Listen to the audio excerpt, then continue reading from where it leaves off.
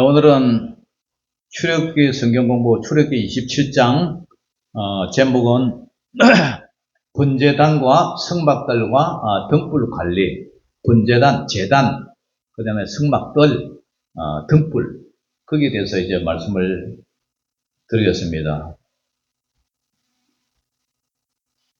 자, 성막의 구조를 통해서 오늘 예수 그리스도를 통해서 구원의 길이 어떻게 열리느냐. 이 성막은 그림자죠. 그러니까 예수님이 오실 그림자고 예수님은 그 실체입니다. 구약의 성막은 하늘에 있는 것들의 모형과 그림자라고 히브리서 8장 5절에 얘기를 해요. 그래서 성막의 모든 기구와 제도는 그 자체로 목적이 아니라 장차 이 세상에 오신 예수 그리스도와 예수님이 완성하신 구원의 길을 가리키는 정교한 하나의 이정표적인 역할을 하고 있죠. 특별히 히브리서는 구약의 제사법을 통해서 예수님의 관점에서 해석을 하는 가장 완벽한 신학적인 그런 해석이에요. 그래서 이 모든 출애굽기에 나오는 이 성막이 히브리서에 아주 자세하게 나와 있죠. 그래서 오늘 우리는 히브리서의 관점을 가지고 죄인이 하나님께 나가는 그 동선을 따라서 출애굽기 27장을 한번 걸어가 보자 이런 것이죠. 성막의 문을 열고 놋제단을 지나서 성소의 빛을 향해 가는 이 여정을 통해서 우리는 예수 그리스도 안에서 열린 새롭고 산 길의 의미를 더 깊이 깨달을 수가 있어요. 오늘 첫 번째가 뭐냐면은 번제단이에요. 27절 1절에서 8절을 보면은 첫 번째, 너는 조각모로 길이가 5규빗, 너비가 5규빗의 제단을 만들되 네모 반듯하게 하며 높이는 3규빗으로 하고 27절에서 27장 1절에서 8절까지가 오늘 번제단으로 만들어라 이거죠. 그래서 이 번제단은 아카시아로 만들었는데 가로가 5규빗, 한 규빗 이 팔뚝에서 이 팔끝까지 어른의 손끝에서 요 발길이만큼 요 끝에까지가 한 규빗이에요.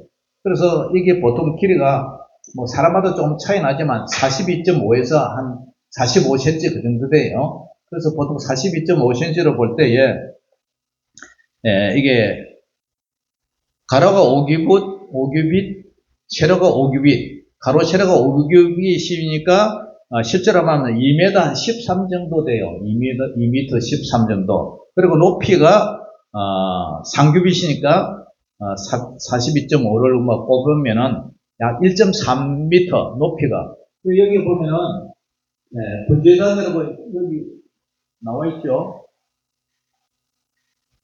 이것이 번제단인데, 번제단은 앞에 소가 있죠, 소를 잡아가지고 각을 떠서 번제단 앞에 여기다가 이제 태우는 거죠.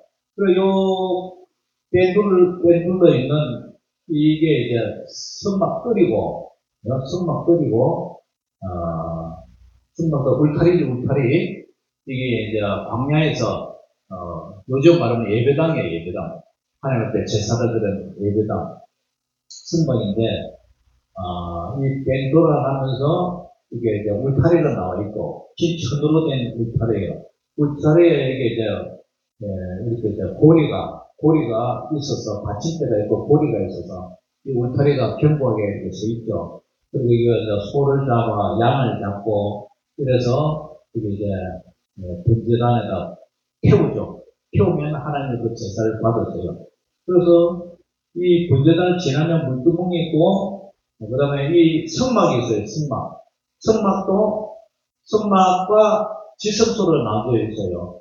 그래서 여기 보면은 성막이 있는데, 요만큼은 촛대가 있고, 뚝상이 있고, 그 다음에 분향단이 있고, 안에는, 하나님의 시언자 해가지고, 하나님의 법궤가 있어요. 지금 우리가 얘기하는데, 요 앞에 번제단 얘기를 해요, 번제단.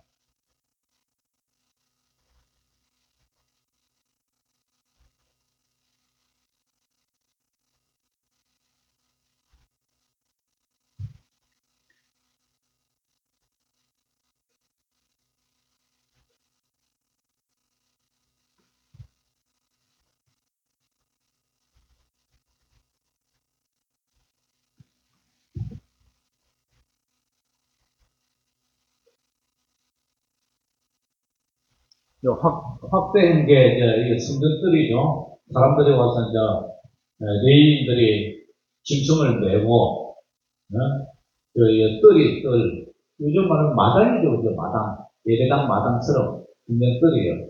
그리고 이제, 각을 떠서 불을 피우니까 연기가 올라가죠. 이 연기가 하나님의 흠령하신다. 자, 그래서 이게 무슨 뜻이냐? 왜 이런 일을 하느냐? 성막들에 들었으면 가장 먼저 거대하고 위압적인 노제들을 마주하게 됩니다. 이게 이제 노수로 만든 거예요. 노시 있고, 그 위에 네 개의 뿔이 있어요. 재단 위에 보면은 네 개의 뿔이 있어요. 그래서, 노선 성경에서 하나님의 공기로운 심판을 상징을 해요. 그리고 이것은 제가 용서받기 위해서는 반드시 피를 흘려야 돼요. 피. 그리고 재물이 죽고, 짐승을 잡아서 재물이 죽고, 불태워지는 이 끔찍한 가정 없이는 누구도 거룩한 곳으로 나아갈 수 없어요. 반드시 죽여야 돼요. 짐승은 반드시 죽여서 하나님 앞에 바쳐야 돼요. 그러니까 저와 여러분들도 예수님을 믿고 우리가 죽어야 돼요. 우리 본성으로 살아서 팔팔 뛰고 다니면 우리는 하나님 앞에 산제사가 로마서 12장에 나오는 영적 신령한 산제사가 제물이 될 수가 없는 거예요. 우리의 성품도 죽이고 다 십자가에서 내려놔 죽어야 돼요. 성품, 혈기 다 죽어야 돼요. 그래서 이 내 모퉁이가 여기 보면 내 모퉁이가 있는데 하나, 둘, 셋, 넷, 네 개 모퉁이 있죠. 이 네 모퉁이는 뿔이에요, 뿔. 이렇게 좁깃하게 이렇게 나왔어요. 이 뿔은 뭘 상징을 하면은 하나님의 구원하시는 능력, 하나님의 권능, 그걸 상징을 해요. 그래서 구원하시는 하나님의 능력을 상징하고 동시에 도피자가 도망하는 사람이 사람을 죽였다든가 뭐 잘못해가 도망을 가지고 이 제단 뿔을 잡으면은 어떻게 돼요? 이 피난처 역할을 했어요. 그것이 구약의 11개상 1장에 나오는데 번제단은 죄에 대한 하나님의 무슨 심판이 진행된 거예요. 그러니까 내가 죽어야 할 이 자리에 짐승을 대신해서 내 죄를 떠넘기고 전가시키고 짐승이 대신 죽는 심판의 자리예요. 심판. 그래서 그 심판을 대신 감당하는 희생을 통해서 생명을 얻는 유일한 구원의 장소이게 돼요. 그래서 이게 뭔 얘기냐? 구속사적으로 이것을 해석을 하면은 번제단은 예수 그리스도의 십자가를 상징을 해요. 십자가의 그림자예요. 히브리서는 구약의 제물이 불완전 해섬을 지적합니다. 왜냐? 죄를 지금 똑같은 제물을 계속 해야 되니까. 이는 황소와 염소의 피가 능히 죄를 없이 하지 못합니다. 히브리서 10장 4절에 나와요. 그래서 구약의 제사는 매년 반복해야 했지만은 예수 그리스도께서는 오직 그리스도는 죄를 위하여 한 영원한 제사를 드렸고 단번에 어떻게 해요? 단번에 자기를 드려서 죄를 없이 하시려고 세상 끝에 나타나셨다. 이렇게 히브리서 10장 12절 9장 26절에 얘기를 해요. 그래서 썩지 않는 조각목, 아카시아 나무로 했죠. 아카시아 나무로 조각목으로 이제 노제단을 이제 감싸죠. 그래서 이 조각목은 예수님의 인성을 상징하려고 감싼 노선, 하나님의 심판을 상징을 해요. 그래서 죄 없으신 예수님께서 인류의 모든 죄에 대해서 하나님의 공의로운 심판을 온몸으로 받으셨음을 보여주고 있어요. 따라서 고린도전서 5장 7절은 우리의 유월절 양 곧 그리스도께서 희생되셨느니라 이렇게 얘기를 해요. 창세기 22장에 보면 하나님께서 아브라함에게 말씀하세요. 독자 이삭을 번제로 바치라. 그때에 아브라함은 어떻게 해요? 아들 이삭을 데리고 모리아산으로 가서 제단을 쌓습니다. 아들을 제물로 바치려던 바로 그 순간에 하나님께서 그를 막으시고 대신 하나님의 친히 준비하신 순양 여호와 이레라 그러죠. 예수님을 상징하는 그런 순양 여호와 이레를 제물로 드리겠어요. 이 사건은 번제단의 핵심 원리인 대속, 대신 속해준다. 내가 죽어야 할 그 자리에 대속, 예수님이 대신 죽어주셨다. 그 극적으로 이제 얘기를 하고 있는 거죠. 죄인은 우리가 죽어야 할 그 자리에 하나님께서 친히 준비하신 어린 양, 곧 예수님께서 우리 죄를 위하여 대신 죽으셨다. 그것을 오늘 이 번제단에 얘기를 해줘요. 그래서 현대교회 메시지에는 십자가의 피, 그 다음에 죄에 대한 심판, 대속의 은혜가 사라지고 있는가, 유지되고 있는가. 아무리 훌륭한 목사님, 유명한 목사님들, 그런 목사님들이 지금 뭐 설교를 하고 있지만 그 설교의 핵심에 십자가의 피, 그 다음에 죄에 대한 심판, 그 다음에 대속, 대신 죽으신 예수 그리스도의 은혜, 그거 없는 설교는요, 알맹이 없는, 안고 없는 치킨빵과 똑같아요. 우리 기독교의 핵심은 십자가, 대속, 은혜, 그 다음에 부활, 재림, 우리 사도신경에 고백하는 그 모든 과정이 주가 되어야 돼요. 사람을 웃겼다, 뭐 코미디를 했다, 뭐 어떤 가문예술로 사람의 심령과 눈물 빼낸다 할지라도 이거 빠져버리면은 아무것도 아니에요. 그래서 십자가 없는 긍정의 힘, 우리가 뭐 긍정의 힘을 가지고 뭐 어떻게 나가면 뭐 성공한다. 십자가 빠지면 그건 아무것도 아니에요. 회개 없는 축복, 회개하지 않고 뭐 복 받아라. 그거 아무것도 아니에요. 희생이 없는 사랑, 나의 희생 없이 뭐 사랑을 한다. 그것도 가짜예요. 복음의 핵심, 그걸 제거한 모든 여타, 그러한 설교는 다 안고 없는 찐빵과 같다. 우리의 신앙은 번제단, 십자가에서 시작해야 돼요. 십자가. 나의 모든 자랑과 의의를 불태우고 오직 나를 위해 죽으신 예수 그리스도의 공로만을 의지하는 것. 그 신앙의 첫 출발점이 바로 이 노제단이에요. 예배는 나의 만족을 위한 시간이 되어서는 안 돼요. 번제단 앞에서 나의 죄를 직면하고 나를 구하시는 어린 양 예수를 경배하는 거룩한 시간이 되어야 될 줄 믿습니다. 아멘. 이게 바로 노자다. 두 번째가 뭐냐면 성막의 뜰이에요. 성막의 뜰은 이게 울타리가 있죠. 울타리. 예, 울타리. 이 울타리가요. 이 울타리가 동서남북으로 위치되죠. 문은 동쪽이에요. 동쪽에서 문이 있고 반대편에 서쪽이죠. 그 다음에 남쪽이 있고 북쪽이 있어요.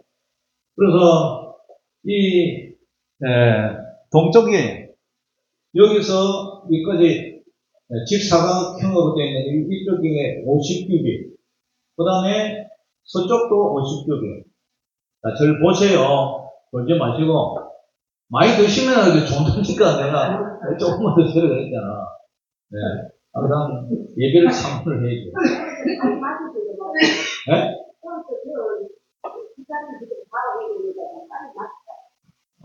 빨리 마치려고요, 지금. 네. 그래서, 뒤쪽이 150규빗이에요. 그러니까, 짧은 게 50규빗, 짧은 게 50규빗, 이게 한쪽이 100규빗. 네. 그렇게 이제, 성막이 되어 있어요.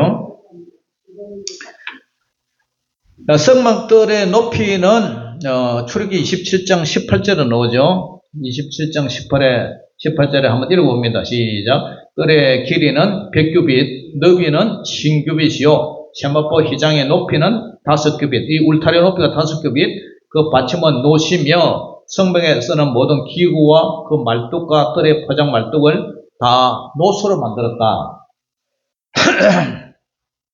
그래서 이 세마포는요, 성막들의 그 높이는 깨끗한 세마포 포장으로 둘러싸여 있어요. 그래서 이 순벽의 울타리는 세상의 죄와 허물로 구별된 하나님의 절대적인 거룩함과 의로움을 상징을 해요. 계시록 19장 8절에는 그래서 성도들의 옳은 행실이라고 그러죠. 이 울타리는 안과 밖이 구별됐다. 세상과 구별됐다. 우리가 세상 속에 살지만 세상의 가치관을 따르지 않고 구별된 존재로 거룩한 성도로 부름을 받았단 말이에요. 성도라는 것이 바로 거룩할 성자, 물이 돋다. 거룩함을 따르는 물이라는 뜻이에요, 성도가.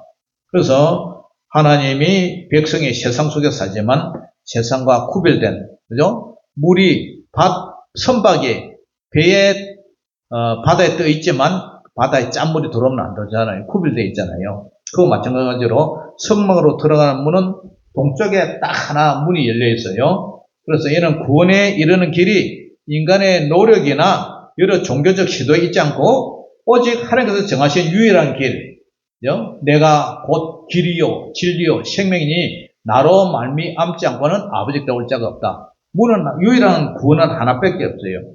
내가 문이니 누구든지 나로 말미암아 들어가면 구원을 받으리라. 요한복음 10장 9절 말씀처럼. 그래서 히브리서는 이 문을 우리를 위하여 휘장 가운데로 열어놓으신 새롭고 산 길이래요. 길이요. 휘장은 곧 그의 육천이라. 휘장이 이제 찢어진 것은 예수님의 몸이 갈라졌다는 것을 얘기를 하죠. 예수님께서 십자가에서 자기 몸을 찢으신 것은 바로 하나님께 나가는 유일한 문이 된다는 거예요. 문에 사용된 실이 뭐냐면은 16절 보세요. 16절. 16절 같이 읽어봅니다. 시작. 뜰문을 위하여는 청색, 자색, 홍색 실과 가늘게 꼰 배실로 순화, 짠 서무규빗의 휘장이 있게 하지니 그 기둥이 내시요 받침이 내시며 이제 대문이죠, 그죠? 뜰문, 그죠? 앞에 들어가는 이 대문이 이제 이렇게 청색, 홍색, 자색실로 만들어져 있죠. 그러면은 이 청색실은 뭐냐? 문에 사용된 청색실은 예수님은 신성이다. 예수님은 인성과 인간이면서도 하나님이다. 신의 그 성품을 상징을 해요. 그 다음에 자색은요, 임금들이 입는 옷도 다 자색이잖아요. 그래서 자색은 왕권을 상징해요. 그 다음에 홍색은 예수님의 흘리신 피, 보혈을 상징해요. 희생의 피. 그래서 청색은 예수님이 신성이 계시면 하나님이시면서 또한 왕으로서 오신 분이고, 또 홍색실은 희생의 피, 바로 보혈을 흘리신 분이다. 이 문이 바로 그렇게 만들어졌다는 말이죠. 그래서 예수님의 그 정체성을 보여주는 완벽한 상징인데 오직 예수님을 통해서만 하나님의 거룩한 임재 안으로 들어갈 수가 있다. 이런 얘기죠. 자, 여러분 잘 아는 대로 여호수아 2장에 보면은 여리고성의 이방 기생이었던 기생 라합이 있죠. 이 라합은 세상의 기준으로 볼 때 하나님의 자기 될 수 없는 그런 여자였어요. 기생이 뭐 하는 겁니까? 기생은 부정하잖아요. 그녀가 살던 여리고는 하나님의 심판날에서 멸망할 운명에 처해 있었어요. 그 여리고성을 정복하잖아요. 근데 이 기생 라합이 이스라엘 하나님에 대한 소문을 듣습니다. 하나님에 대해서. 그래서 이 소문을 듣고 믿음으로 이제 반응을 하죠. 정탐꾼을 숨겨주고 약속의 증표로 붉은 줄을 창문에다 매달아요. 이 붉은 줄은 성막문의 그 홍색 실처럼 그리스도의 보혈을 통한 구원의 약속을 상징해요. 심판의 날 여리고의 모든 것이 무너질 때에 오직 붉은 줄이 매달린 기생 라합의 집과 그 안에 있던 사람만이 유일하게 구원을 받아요. 그리고 이스라엘의 공동체 안으로 들어가요. 그녀는 믿음이라는 유일한 문을 통해서 멸망의 세상에서 나와 거룩한 하나님의 백성의 뜰 안으로 이제 들어가는 거죠. 그래서 그 기생 라합을 통해서 어떤 일이 일어나요. 그 오실 다윗의 그 가문으로 다 들어가잖아요. 그래서 오늘날 교회는 세상과 구별되는 거룩한 세마포 울타리를 견고하게 치고 있느냐? 아니면 세상이 나요, 내가 세상이냐? 혼합되어 버렸냐? 세상과 단절을 의미하는 것이 아니라 세상이 흉내낼 수 없는 사랑과 정의, 거룩함, 그걸로 구별되어야 돼요. 교회는 세상 모든 사람에게 구원의 문은 오직 예수님밖에 없다. 구원의 문은 오직 그리스도 예수밖에 없다. 그걸 담대하게 선포할 수 있어야 돼요. 그래서 오방에 임명침술 봉사하러 왔던 우리 어떤 할매가, 아이고 내가 어젯밤에 꿈을 꾸는데 우리 영감님이 맑은 물로 지나가더라. 목사님 좋은 꿈이죠. 그래서 할아버지가 예수 믿고 돌아가셨어요. 이런 물으니까 아니래. 그래서 내가 예수님 안 믿으면 아무리 좋은 꿈이라도 천국 못 갑니다. 그러더니 그 얘기하고 사모님한테 혼이 났어요. 내가 왜 말로 걷다가 그렇게 하느냐고. 할아버지가 참 그립고 보고 싶었나 봐요. 그렇게 좋게 얘기하면 될 걸 꼭 그거다가 예수님 안 믿으면 천국 못 간다 그렇게 얘기를 해야 되느냐. 그러면 이제 오방에 그 할머니들로 교회 오겠느냐고 얘기를 하는데 제가 한 방 확 먹었어요. 말을 그렇게 해야 되겠구나. 그렇게 해야 되겠구나. 말은 맞지만 예수님 안 믿으면 절대로 들어갈 수 없는 분이 바로 천국의 문인데, 또 할머니는 예수님에 대해서 전혀 모르니까 그렇게 보살핌 돌봄의 입장에서는 말을 저렇게 해야 되겠구나. 그래서 제가 한참 멀었다 이런 생각도 좀 해봤습니다. 하여튼 우리 사모님이 제가 사모님한테 설교도 그렇고 늘 이렇게 쫄립니다. 말도 잘해야 되고 맨날 야당이 돼가지고 저를 코를 쑤시고 있어요. 그래서 이걸 갖다가 이제 오늘 교회로 이제 치면은 그죠? 우리는 거룩해야 되고 세상 이 뜰과 이 성막의 뜰처럼 우리가 세상에 살지만 세상과는 구별되어야 되고, 그리고 또 우리 성도 개인의 삶 역시 세상 사람들이 볼 때에 저 사람들은 교회 다니는 사람은 뭔가 달라도 좀 다르다, 우리와는 다르다, 그런 느낄 만한 거룩함이 있어야 된다. 할렐루야. 세 번째가 뭐냐면은 이제 등불이 등불이 의미냐면은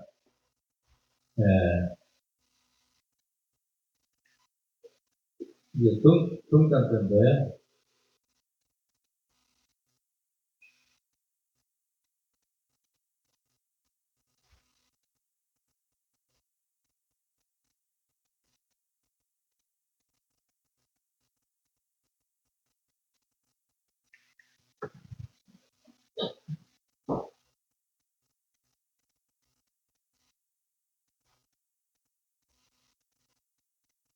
이게 이제 성막 안에 내부에 들어가면은 성막 안에는 깜깜해요. 깜깜한데 이 어두움 속에서 빛을 발하는 등불은 요거예요. 요게 등불이에요. 일곱 개의 나팔가드로 되어 있어요. 밑에는 순전한 감람유 기름으로 되어 있고, 위에 이제 7개 이제 불을 밝히는데, 이게 뭐냐? 이게 이제 성령님을 이제 상징해요. 성령 하나님 기름 부어주셔서 우리 그런 찬양을 하잖아요. 그래, 하나님의 성소의 등불을 계속해서 켜두라, 끊이지 않게 하라. 창문 없는 성소의 유일한 빛이었던 이 등불은 어둠 속을 비추는 하나님의 임재와 진리, 생명의 빛을 상징해요. 이 빛을 밝히는 기름은 불순물이 전혀 섞이지 않는 순결한 감람유, 올리브유로 만들어야 된다. 그리고 이 감람유를 빻고 얻게는 고통의 과정을 통해서 얻어져요. 이런 빛을 밝히기 위해서 거룩한 희생을 말해요. 제사장의 임무는 불을 만드는 것이 아니라 하나님이 주신 불을 꺼지지 않도록 기름을 공급하고 심지어를 깨끗하게 관리하는 그런 사명이 있어요. 그래서 이 꺼지지 않는 빛의 실제는 나는 세상의 빛이니 나를 따르는 자는 어둠에 다니지 않고 생명의 빛을 얻으리라. 요한복음 8장 12절에 근거해서 얘기를 해요. 그래서 예수 그리스도를 얘기를 하는데, 예수님이 이 땅을 떠나신 후에 누구가 왔어요? 바로 보혜사 성령님이 오셨어요. 그 빛을 계속해서 밝히는 것, 보혜사 성령의 역할이에요. 순결한 기름은 바로 성령님을 상징을 한다. 그리고 이제 그 성령의 기름 부심을 받은 교회가 세상의 빛을 밝히는 등잔대가 되는 사명을 받았어요. 그래서 베드로 사도는 이렇게 말을 해요.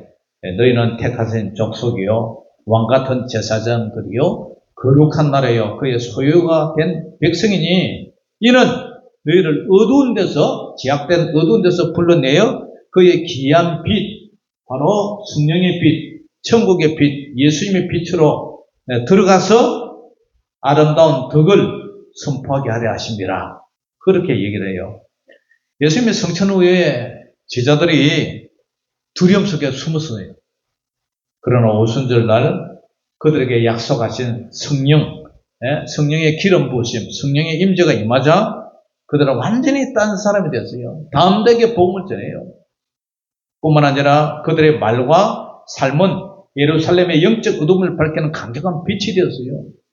그들은 끊임없이 기도와 말씀에 힘쓰며 성령의 기름 공급을 받고 살았어요. 성령의 빛이 꺼지지 않도록 교회의 거룩함을 지켰어요. 초대교회는 세상 속에서 빛을 발하는 교회의 가장 위대한 모델이에요. 요즘 이것을 우리 삶에 적용을 하면 우리 각자의 마음이 이제 성전이 교회가 이 땅에는 교회가 사실상 교회가 어떻게 돼서요? 구원받은 하나님의 자녀들 여러분들의 심령 성전을 이루고 있어요. 우리 몸속에 있는 마음 속에 성령의 불이 타올라야 돼요. 여러분들이 마음속에 냉랭히 불이 꺼져버리려는 것이 아니라 성령의 불이 영혼에 대한 뜨거운 사랑이 계속 타올라야 돼요. 그러면 우리가 어떻게 그렇게 할 수가 있습니까? 우리는 오직 매일 기도와 말씀과 기도로 우리가 거룩해지고 말씀과 기도로 우리 성령님을 이렇게 계속 성령 기름 부음을 공급받을 수가 있어요. 그 기름을 우리가 어떻게 만듭니까? 성령님을 통해서 우리가 공급을 받아요, 공급. 불빛을 가리는 불순종의 걸음, 세상 염려의 심지를 끊임없이 회개하고 잘라내야 돼요. 뿐만 아니라 교회의 존재 목적은 우리끼리의 만족이 아니다. 어두운 세상에 생명의 빛이신 예수님을 전하는 거예요. 그래서 언제나 내 마음이 거룩한 심령 성전을 이루고 내 마음에 성령의 기름, 성령의 공급함을 받아서 우리 심령이 팔팔팔팔 이렇게 타올라야 돼요. 그래야 이 죄를 이길 수 있고 세상을 이길 수 있고 마귀를 이길 수 있다는 사실이에요. 사랑하는 성도 여러분, 우리는 구원의 여정을 걸어가고 있어요. 우리는 죄에서 구원받았지만 그 구원이 완성된 건 아니에요. 주님 앞에 섰을 때 완성돼요. 그래서 우리는 날마다 오늘 이 말씀처럼 성전뜰을 지나서 그 다음에 번제단에서 내가 죽어야 할 그 자리에 예수님이 대신 죽고 제물이 대신 타워서 하나님의 검량하는 향기가 되고 그래서 우리는 저 성막 속으로 들어가서 그 등불 속으로 등불에 비침 성령의 기름을 공급받아서 살아야 된다. 그래야 우리가 세상을 이길 수 있다. 할렐루야. 오늘 우리가 27장을 오늘 강의했습니다. 그래서 세상을 이기고 나를 이기고 사탄 마귀를 이기는 그런 저와 여러분들 되시기를 주의 이름으로 축원합니다. 하나님 아버지 은혜를 감사합니다. 오늘 출애굽기 27장을 강의했습니다. 우리도 이 출애굽기에 나오는 이 성막을 통해서 우리 그림자의 실체 되신 예수님과 성령님을 바라보면서 늘 승리하는 저희들 되게 하여 주시옵소서. 예수님 이름으로 감사하며 올려옵나이다. 아멘.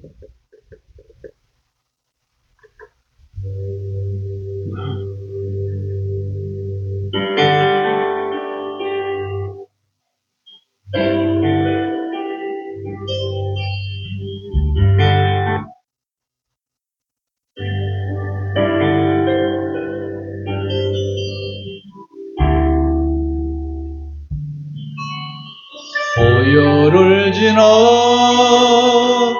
하나님 품으로 보혈을 지나 아버지 품으로 보혈을 지나 하나님 품으로 한 걸음씩 나아가네.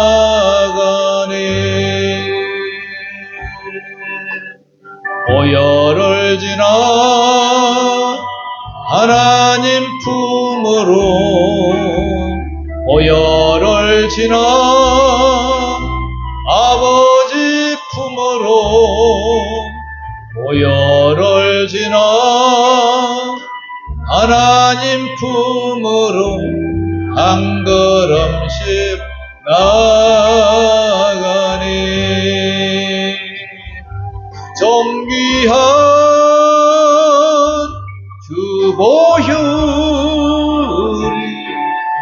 내 영을 새롭게 하시네. 존귀한 주 보혈이 내 영을 새롭게 하니.